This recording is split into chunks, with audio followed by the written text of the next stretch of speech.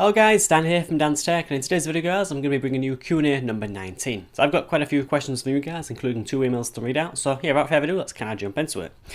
So yeah, first question is from Bandit Gaming. Hi, I have a GTX 780 Ti, should I get the 4960K, I think it means the 4690K, or the 6600K? So both of them are i5s, and one is the Skylake, and one is the Haswell, I think it's the Haswell refresh, or the Devil Cannon chip. Regardless, it is, fourth kind of series. From Intel. So these two processors are both i5s. Whichever one you're going to go for, you're going to get near enough the same performance in video games. The 6600K is going to be a lot more power efficient, and if you do want some of the features that some of the Skylake boards do offer, I would recommend going with the 6600K. If you're not that bothered and you can find the 4690K for the on the cheaper in the sale, for example, I would recommend you to get that. But in terms of performance, there isn't much between them two kind of CPUs as they are both high-end i5 processors.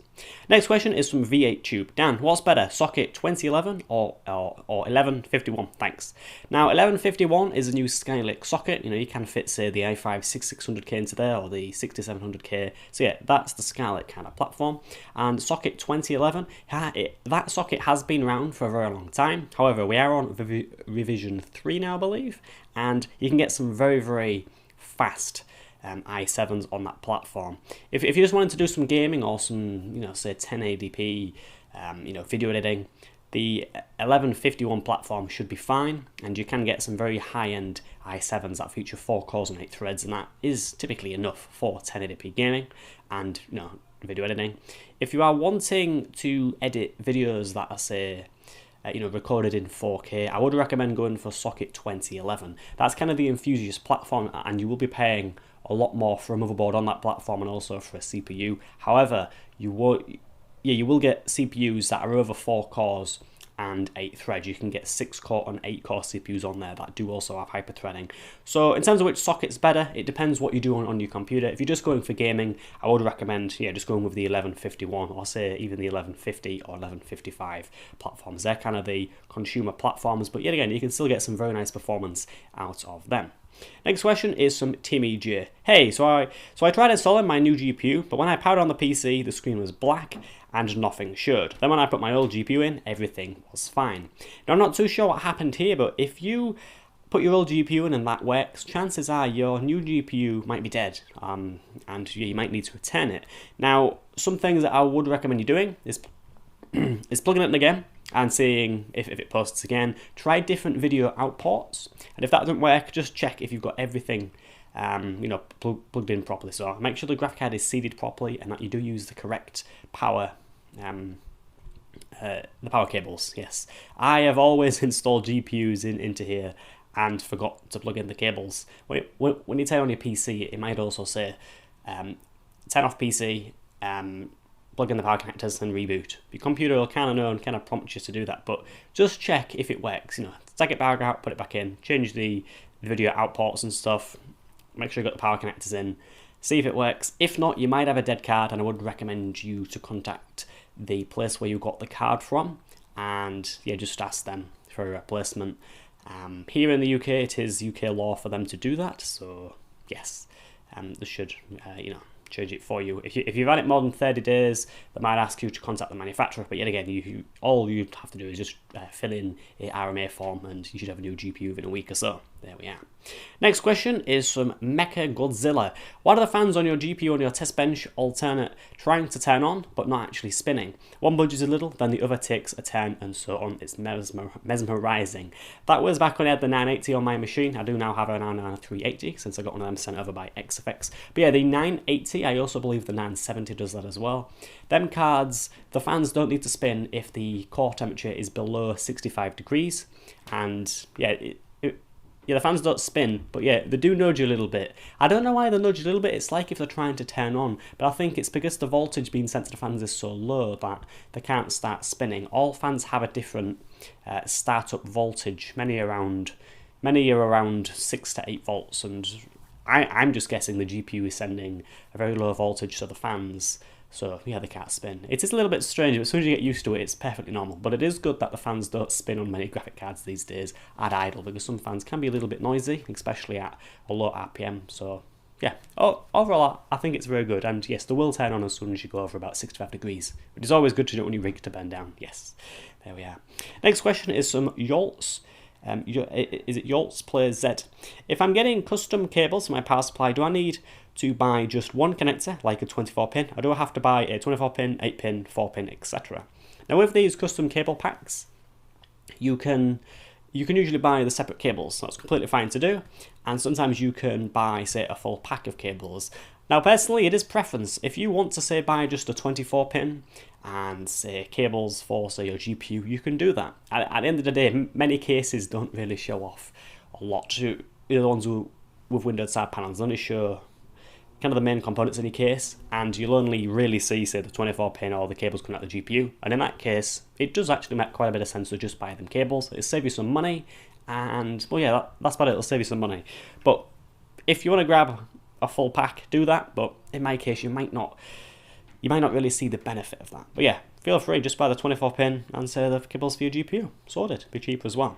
Next question is from Cali Raspin. Can you talk about the Z170, H170, and H110 Intel chipsets? It would be appreciated, thanks. Now, since I don't know all these chipsets off by heart, I did write myself a little kind of chart here to remember. These chipsets are quite new. There's only slight differences between them, but when you're picking up a motherboard, you do want to know a little bit about these. Now, first off, I just want to say the Z170 chipset is the chipset that does support overclocking and is the highest end chipset currently on Skylake boards.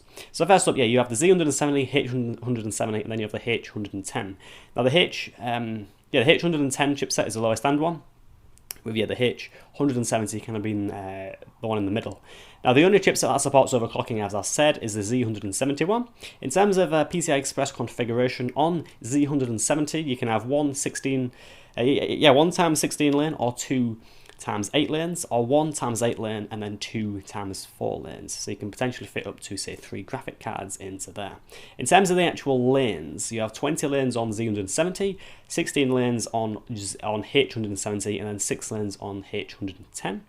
In terms of PCI Express storage, you can fit 3 drives into Z170, 2 into H170, and then none into H110.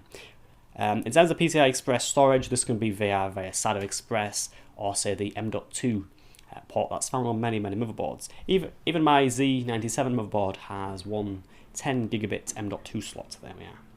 So yeah, M.2 and SATA Express, I've just written this on here. In terms of the USB 2 and USB 3 ports that are found on these boards, Z170 chipset supports up to 14, with 10 of them being USB 3. H170 supports 14, with 8 being USB 3.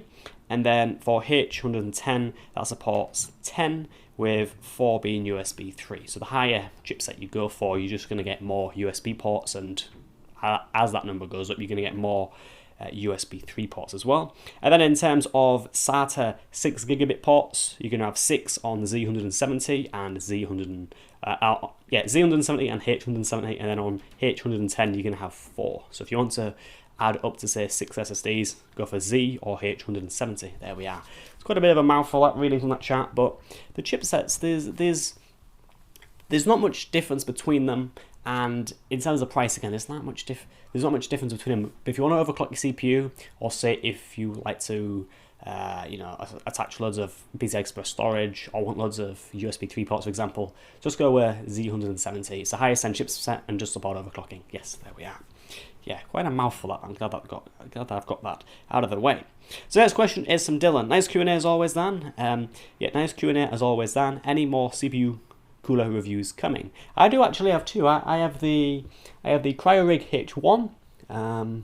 I have a very small Arctic Alpine 11 Pro Revision 2 cooler. That's kind of like a stock Intel cooler kind of replacement CPU. It's only a small thing. And then I have a little cooler by Reven. It's kind of like a low profile one, kind of suited for mini ITX rigs. I don't know if this was kind of a joke, but I was like, yes, I do. I always have CPU coolers for review. Companies are very eager to send them, and I like testing CPU coolers. I really do like testing them. Now, next question is Miki A.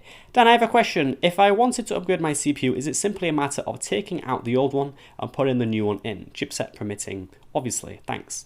Yes, it is. You just check it out and put your new one in. If the CPU came out after you bought your motherboard, chances are you'll need to flash your BIOS for the motherboard to actually know what the CPU is.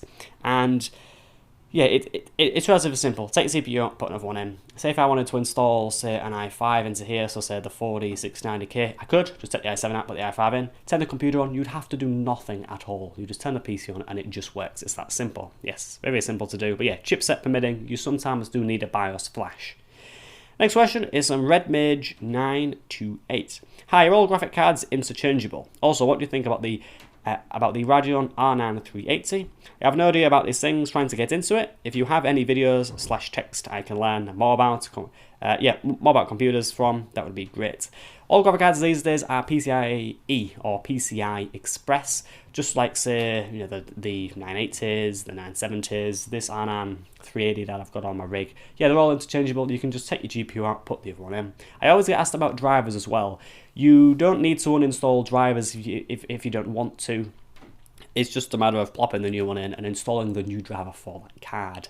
Yeah, it's pretty simple. You asked about the i9 380. I did get sent one from XFX. It's right on my test bench now. I do think it's a relatively good card for the money, and yeah, in general, it's a very good card. It's not very expensive, and you do get some very good frame rates out of it, especially in say Battlefield 4. The new Need for Speed, really enjoying that new Need for Speed, yeah. But yeah, a brilliant card, and I would recommend it. There will be a review of this XFX variant coming soon. So lastly, I have two emails, one from Hayden and one from Patrick. So first of all, from Hayden. Hi Dan, I'm looking to buy a graphic card. I was wondering which card I would get to the best bang for buck.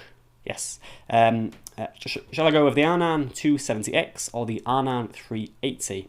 I watched your video that showed the benchmarks between the R9 270X and the 960, but I was still curious if the Sapphire Radeon R9 380 4GB was a better deal. Thanks, and greetings from the United States.